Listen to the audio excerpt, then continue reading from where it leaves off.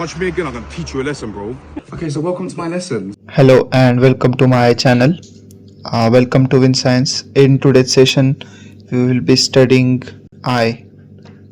First, I will be explaining you the anatomy, and then we will go ahead and understand its mechanism. Also, we will be discussing power of accommodation, and along with it, I will also be explaining you defects. So let's first start with the structure of human eye. Let me tell you the location. So human eye is a organ that is present on your face. It is we have two eyes, and we use this as a sensory organ, and we take visual inputs using this organ. Human eye is a spherical structure, and it's about 2 to 3 centimeters in the diameter, and it consists of the following parts. We will be talking about the parts one by one. Let me first introduce you to the structure. This is how a human eye looks like. You can see this. So I will be going through each and every structure one by one, and then I will be explaining its use as we go ahead. Also, if you want these notes, you can comment me below and I will send you the notes. So first of all, let's go from the outer structure to the inner structure. This eye is located in the socket that is present in the skull. So this is your skull, and eye is located in it. So from outside to inside, the first organ that we will encounter is cornea.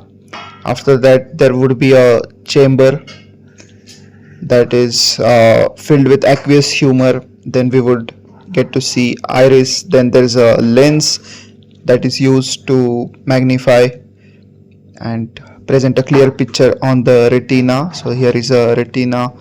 We would also get to see the suspensory ligaments, which are used to hold the lens in its place.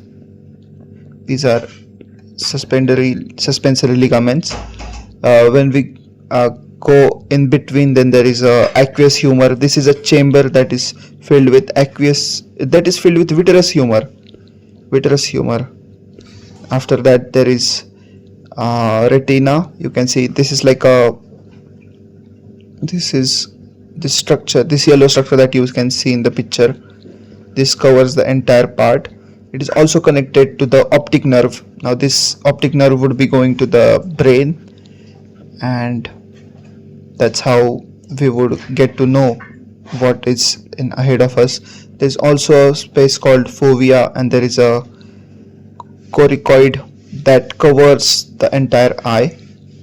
You can see the coracoid on the both sides, on the upper and the lower side as well. And then the most outer surface is sclera. This is white in color, and also it is present all over the eye. So do not confuse this with the iris, because iris is dark or pigmented in general. It is on a darker side, and it is the one that this has colors. So don't confuse this with the sclera. Sclera is different. So let's go through all the organs one by one. So first is cornea, transparent front part of the eye. This is this small area that you can see. It looks like this, and it protects the eye and helps in focusing light. Also, another important thing is that this is avascular in nature. So that means there's no blood supply to the cornea, so you can really replace cornea and prevent and give new eyes to the patient. You can because the cornea doesn't have its own blood supply. Next is iris. It is the colored part of the eye, as I told you. It controls the size of the pupil and regulates the amount of light that is entering into the eye. So let me visualize it for you.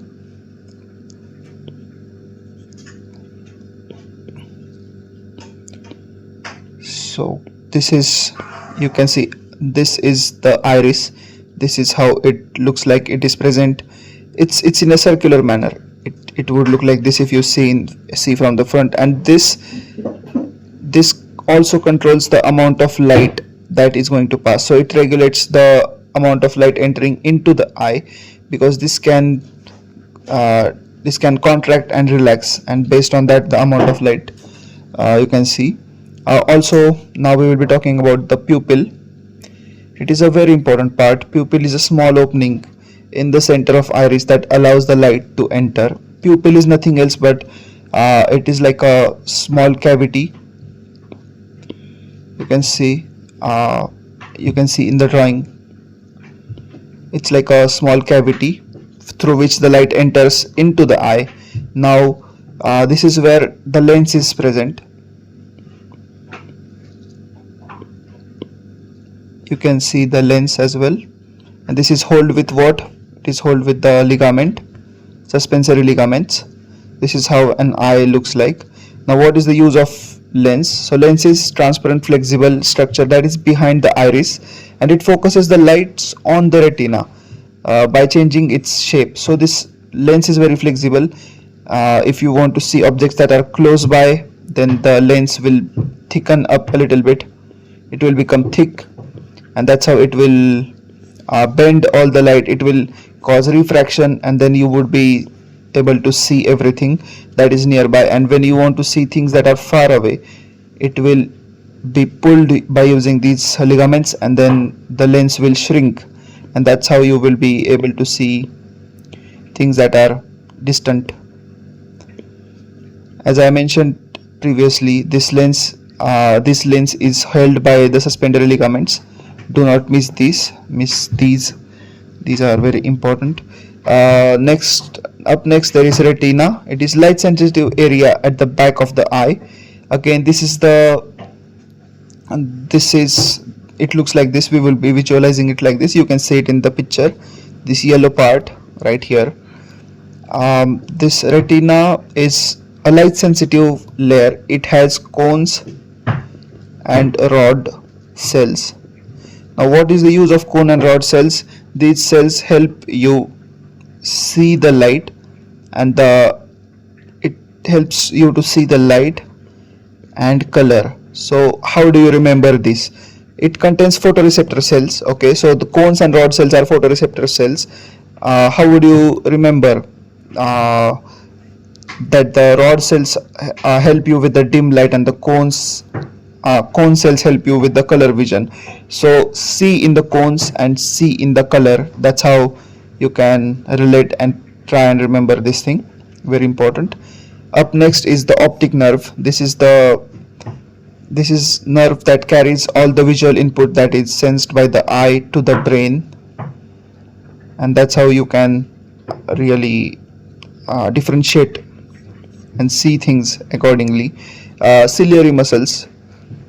These are the muscles that hold lens in its place, and they help in the changing its shape for focusing.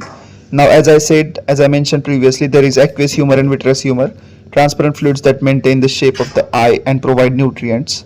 Okay, I hope this is very easy for you to understand.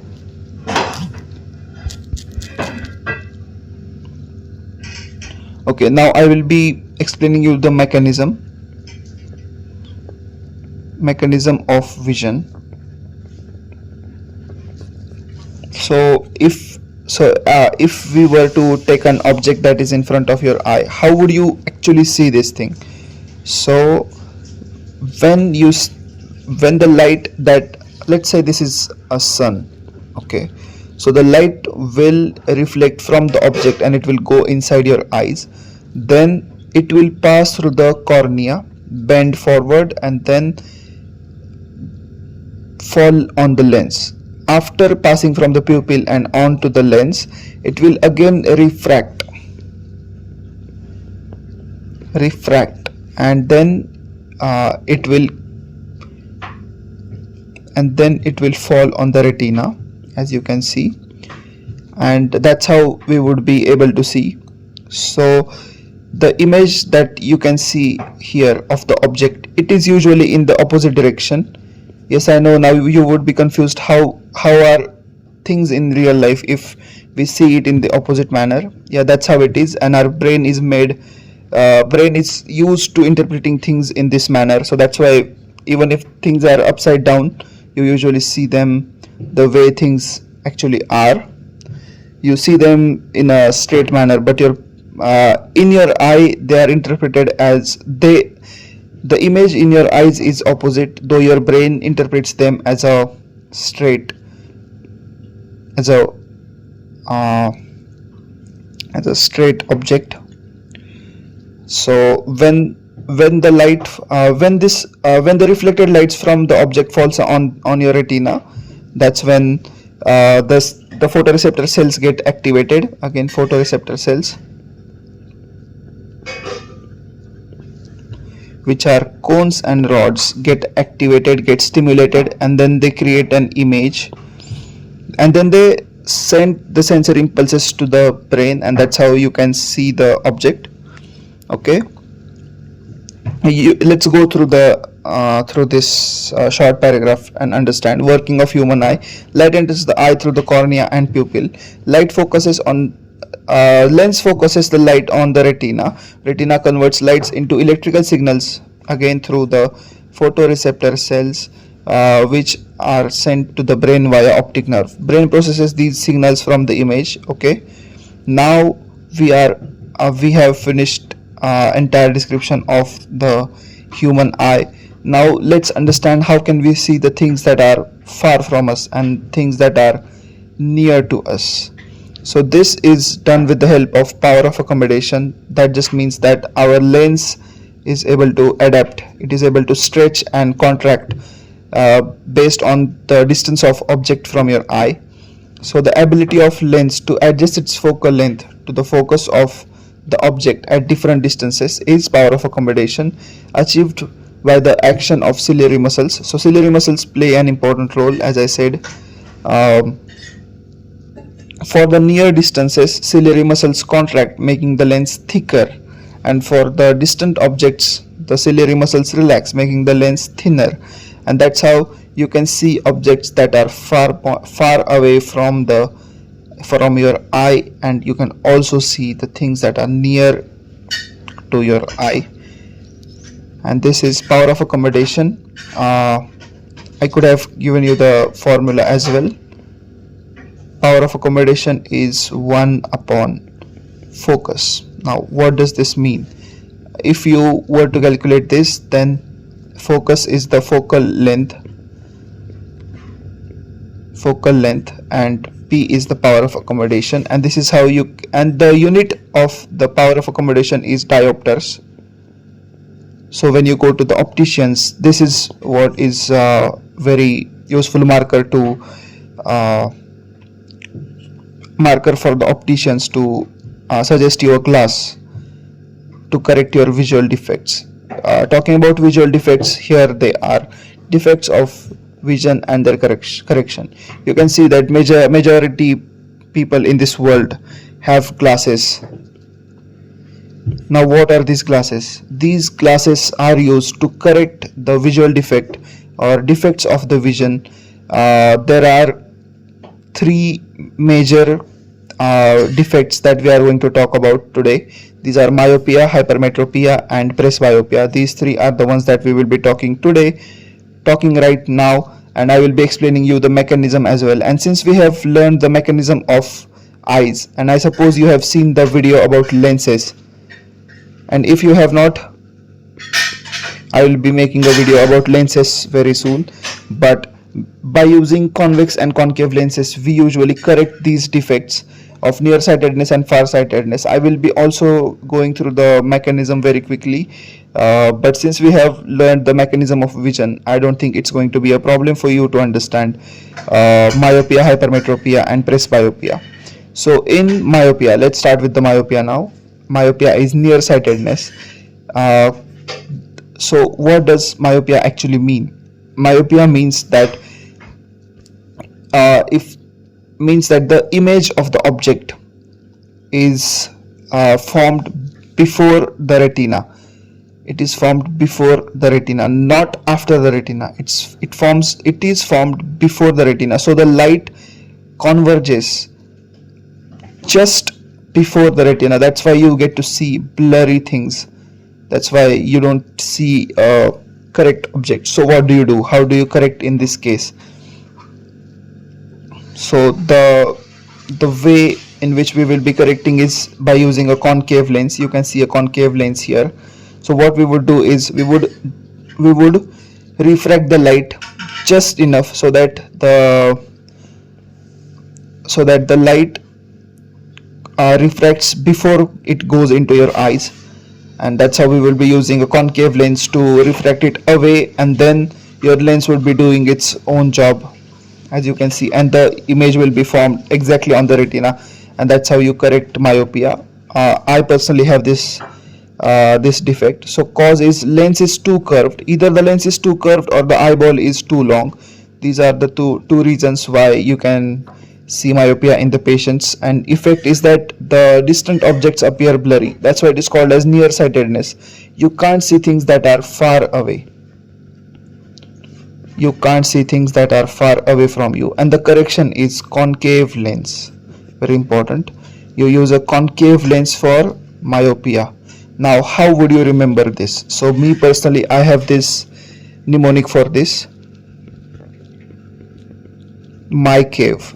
Now, just by using this mnemonic, you would never be able to confuse between hypermetropia and myopia, and also the correction lenses, because you know that for myopia you would be using concave lens.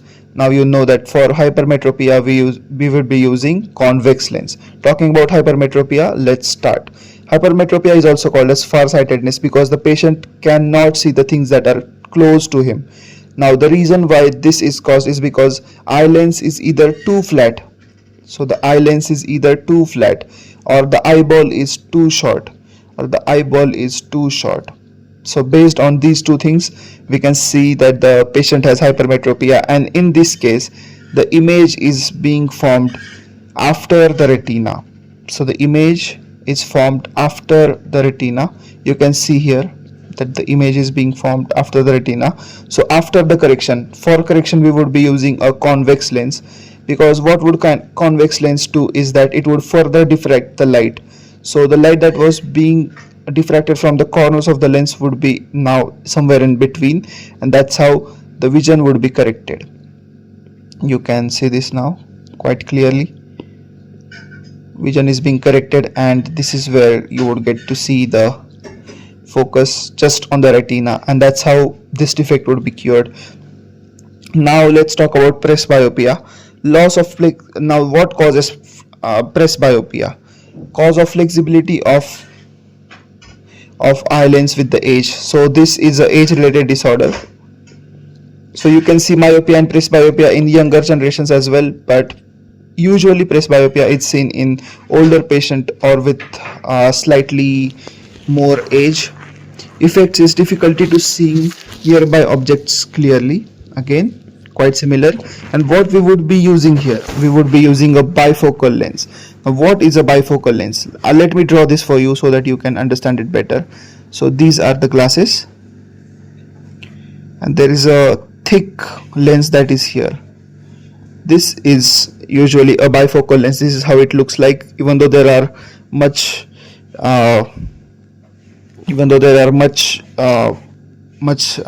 inventions and much modifications in these lenses. So now this is not visible anymore. You just get to see a plain lens, but this is how usually it is. So here it is a convex lens. Don't confuse this again. Convex lens is for farsightedness, and this is for, and here you can put a concave lens, concave lens, and this is for concave lens, and this is for the nearsightedness. So this is how a bifocal glass looks like, and this is usually given to the patient having presbyopia. Again, do not confuse this with hypermetropia.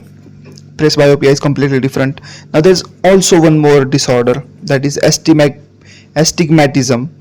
It is irregular curvature of the cornea or lens. So what happens exactly? So because,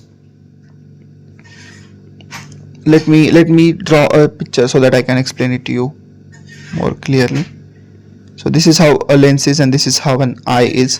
Because it is irregularly there is a irregular curvature, you get to see multiple places where the light is focused after the lens, and this is why there is a blurred or a distorted vision. You can see this in the picture clearly. This is how it is, and it is a very troublesome situation for people who drive. In the normal vision you can see the lights very clearly, but as soon as you can see a patient develops astigmatism, you can see that things naturally tend to be very blurry, and it is a problem. It is a very serious problem. So how do you correct it?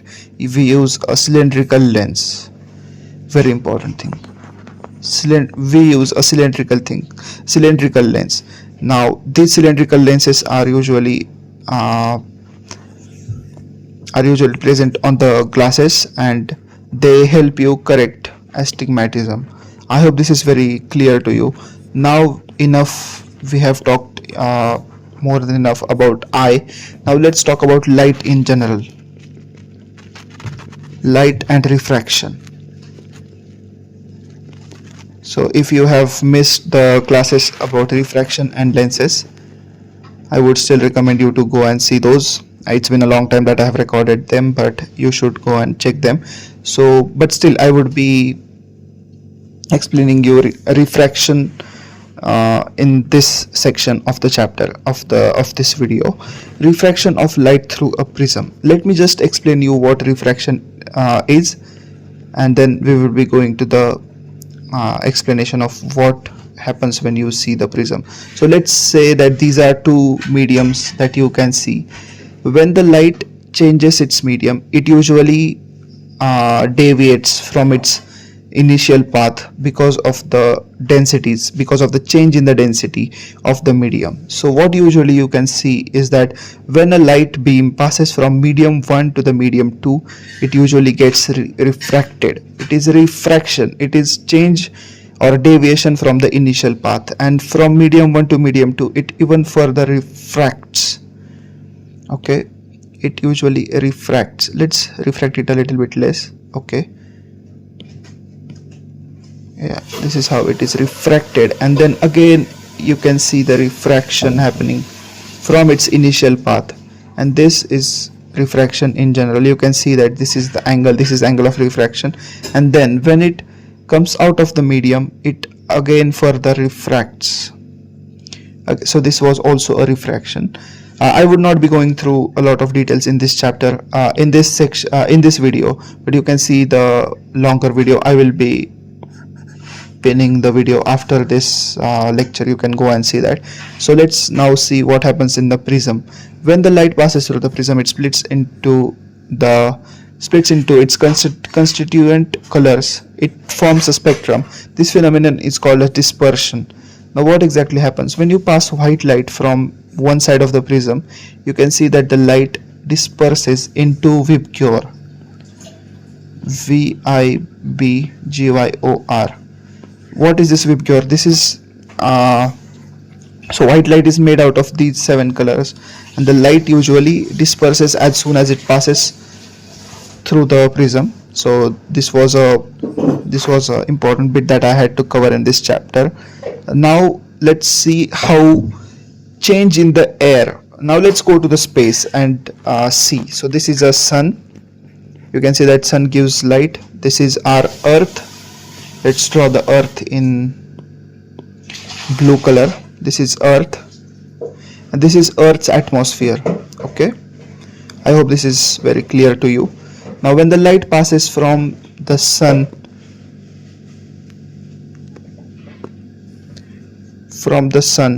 and it enters the atmosphere, it usually bends. So the light bends. You can see the light bends. So now let's take the sun a little bit down, okay, so that we can create a day and night situation.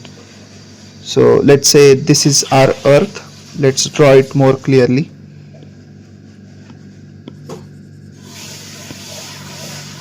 This is our earth.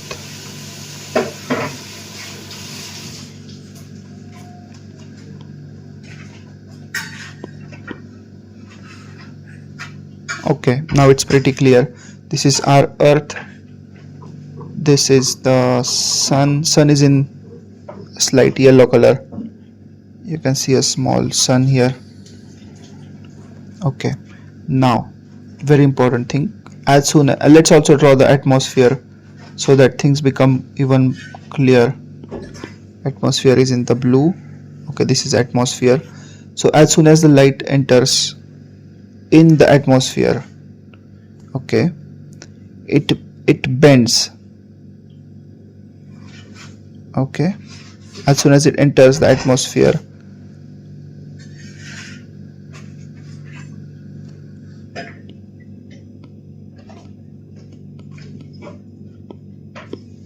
you can see the light bending now, and that's how a person who is sitting here would be able to see that it is morning very early. You can the person here can see that, let's say a person who is sitting here, he might be able to see the sun just because the light is bending because of the change in the density. So bending of light as it passes through the layers of atmosphere with different densities, and that's how you get to see the atmospheric refraction. Classical examples are twinkling of stars and advanced sun rays and delayed sunset. These are the two major examples of atmospheric refraction and twinkling of stars. This is also another example.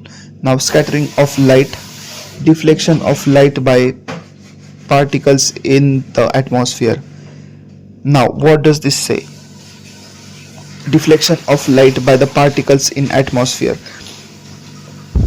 Now here we are not talking about refraction, we are talking about dispersion. What is a classical example of scattering of light is that we get to see that the sky is blue. This is also called as a Raman effect. And also reddish appearance of sun during the sunrise or sunset due to scattering of longer wavelengths. So let me explain this phenomenon to you. Reddish appearance of sun during the sunrise and sunset. Usually you get to see that during sunsets, sky tends to become more red, because what happens to the other colors is that other colors have a shorter wavelength. So if you see the red light, it has a longer wavelength in comparison to a violet light. Violet light usually has a smaller wavelength, and that's why this gets dispersed or scattered, but red color does not, but the red light does not get scattered. That just means that it will still continue coming towards you, and that's why you get to see reddish appearance of the sun during sunrise and sunset. Again, very important thing. Also talking about important thing, how can we miss rainbow formation? A rainbow is formed by dispersion, refraction and reflection of sunlight by water droplets in the atmosphere. So here this is a classical example where you get to see all the three things happening together, that is dispersion, refraction and reflection of the sunlight by water droplets in the atmosphere. The observer sees the circular arc of colors with the red on the outside and violet on the inner side. How does the rainbow usually appear? I would be adding a picture over here. This is how it looks like. And why does it look like this?